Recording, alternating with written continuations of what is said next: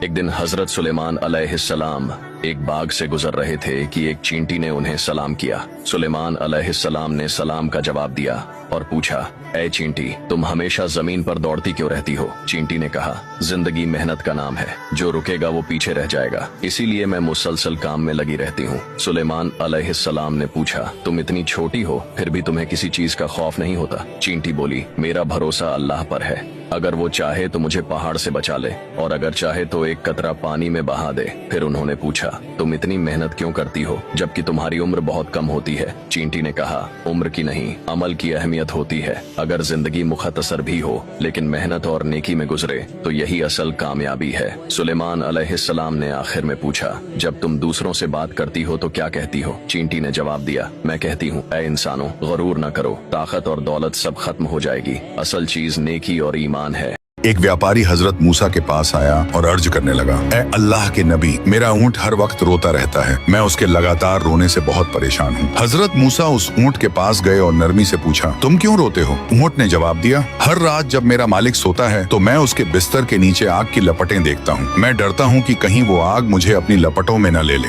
यह सुनकर हजरत मूसा ने व्यापारी से फरमाया, तुमने ऐसा कौन सा गुनाह किया है कि तुम्हारे नसीब में जहन्नुम लिख दी गई है? व्यापारी कुछ पल खामोश रहा, फिर आंखें झुकाकर बोला, मुझसे बहुत बड़ा गुनाह हुआ है, मैंने अपने भाई को कत्ल कर दिया था ताकि उसके माल पर कब्जा कर सकूं, आप मुझे बचा लीजिए। हजरत मूसा ने गुस्से में फरमाया, तुमने बहुत बड़ा जुल्म किया है, अगर वाकई तुम सच्चे दिल से तौबा करना चाहते हो तो फौरन अल्लाह से माफी मांगो और जो माल नाहक छीना है वह उसके वारिसों को वापस लौटा दो। व्यापारी ने सच्चे दिल से तौबा की और अपना सारा माल अपने भतीजों को सौंप दिया। भतीजों ने भी अल्लाह की रजा की खातिर अपने पिता के कातिल को माफ कर दिया। उसके बाद ऊंट ने कभी मालिक के बिस्तर के नीचे आग की लपटें नहीं देखी और न ही वह दोबारा कभी रोया।